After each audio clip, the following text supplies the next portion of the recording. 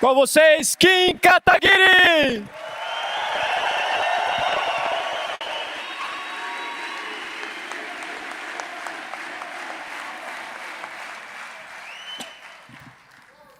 Boa tarde a todos. Gente, é com muito orgulho que eu sou anunciado hoje como o primeiro membro da equipe ministerial do governo Renan Santos.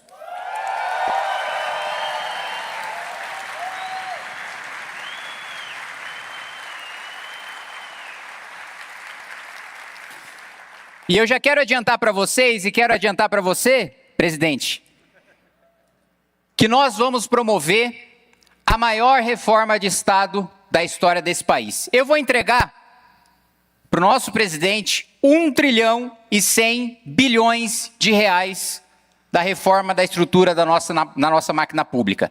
Tudo que eu quis fazer nesses quase 8 anos de mandato como deputado federal, agora vou fazer como ministro de Estado, junto com o presidente Renan Santos.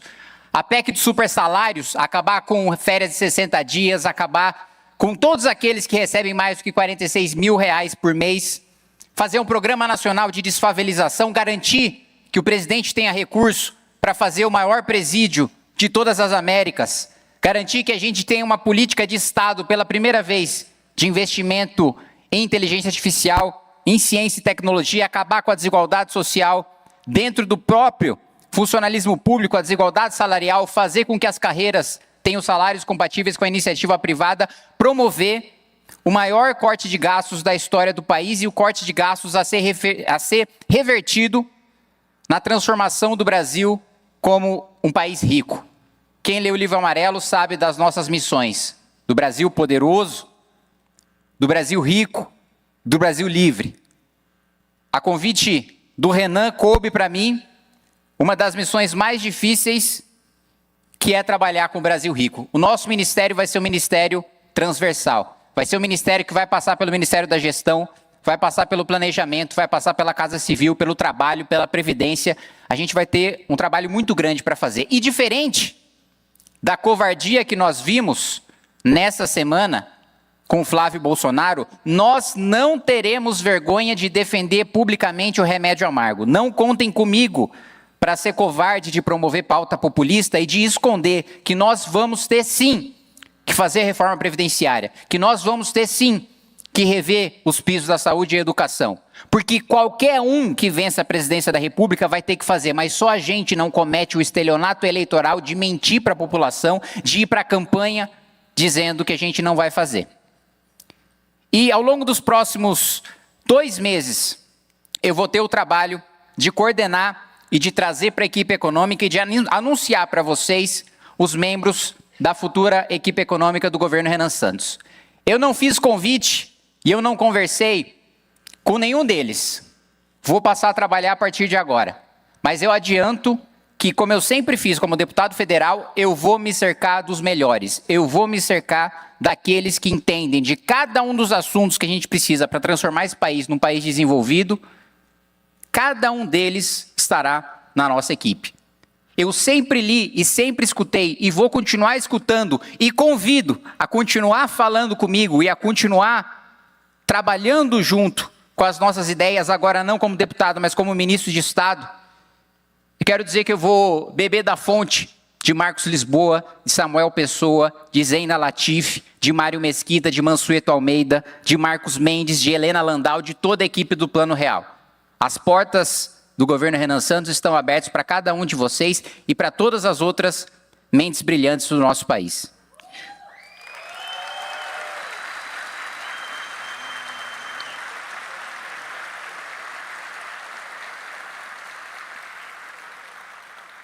E o anúncio de hoje, ele é calcado numa certeza de que nós vamos vencer as eleições presidenciais deste ano e nós vamos governar este país, e não só por um mandato. E nós teremos todo o tempo para transformar o nosso país no país desenvolvido que a gente quer. E é com esse espírito de fazer história. Aliás, antes de falar do espírito de fazer história, eu quero fazer um relato pessoal para vocês. Até aproveitando que minha mãe, que olha agora, está aqui. Eu sempre gostei muito de língua portuguesa. E uma vez eu participei de um campeonato de conjugação verbal. Eu cheguei animado em casa, Pedro, falando, papai, pai, participei do campeonato, pô, ganhei. E aí o meu pai, que legal, filho, primeiro lugar? Aí eu, não, pai, segundo. Aí ele, E aí, conversando com a minha irmã, depois que meu pai faleceu, ela falou aqui, essa cobrança que o pai sempre teve em relação a gente, essa era a maneira dele demonstrar que nos amava. Era a maneira dele nos preparar para o que é que viesse, para a decisão que a gente quisesse tomar no futuro da nossa vida. E a minha mãe tinha um jeito diferente de me preparar. A minha mãe me colocava na linha, a minha mãe garantiu que eu ficasse longe de gente mau caráter, mas acima de tudo a minha mãe garantiu que eu não fosse covarde. E eu acho que eu nunca falei dessa história publicamente, e eu peço desculpas, mãe, se for causar algum constrangimento, mas eu apanhava quando eu estava na pré-escola. E aí uma vez eu fui reclamar para minha mãe. Falei, mãe, o moleque fica me batendo lá todo dia que eu estou na escola. Aí a minha mãe não me socorreu, pelo menos não diretamente. A minha mãe disse o seguinte, bate de volta. Foi o que eu fiz. No dia seguinte, o menino veio me bater, o mesmo menino veio me bater, eu dei um socão na cara dele. E eles... Gostou, Arthur? Deu um socão. Não foi qualquer soco, eu garanto para vocês, como o Renan gosta de Cavaleiro do Zodíaco, foi um cometa de Pégaso, né? E ele ficou com o olho roxo, sangrando. E aí, a mãe desse menino foi lá em casa reclamar com a minha mãe. Falou, seu filho bateu no meu e tal. A minha mãe olhou para a mãe do moleque e falou, sim, eu sei, eu que mandei. O moleque nunca mais mexeu comigo. Funcionou. Aliás, Renan, você me permite fazer uma sugestão? Se a primeira operação de retomada de território, de lei e ordem, pudesse ser a Operação Dona Cláudia, eu vou considerar...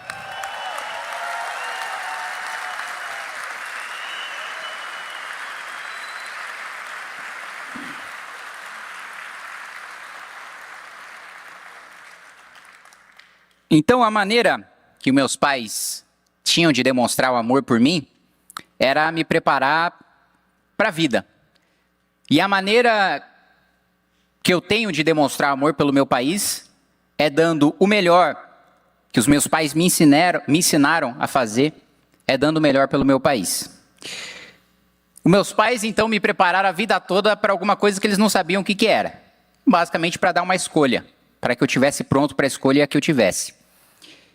E eu escolhi, junto com os meus amigos que estão aqui, junto com a militância do Movimento Brasil Livre, do qual sou colega, do qual sou membro, parte integrante, com os coordenadores, do qual sou colega, eu escolhi, e a minha escolha foi fazer história, junto com cada um de vocês.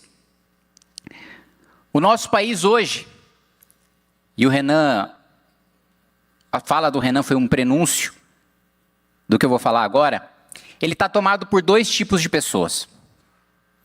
Primeiro, você tem os canalhas. Os canalhas, eles têm a audácia de disputar o poder, vencer e de nos governar. Os canalhas não têm medo nenhum. Os canalhas estão muito confortáveis. Aliás, os canalhas estão tão confortáveis que o Daniel Vorcaro tinha a tranquilidade de deixar suas conversas com o ministro do Supremo printado num bloco de notas na sua galeria. Os nossos canalhas estão muito confortáveis, mas esse é o primeiro tipo de pessoa que domina o nosso país.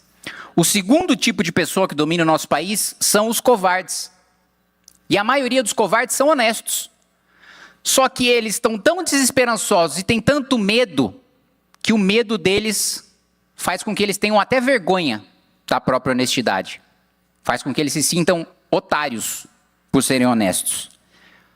Mas a história não vai ser escrita pelos canalhas. A história não vai ser escrita pelos covardes.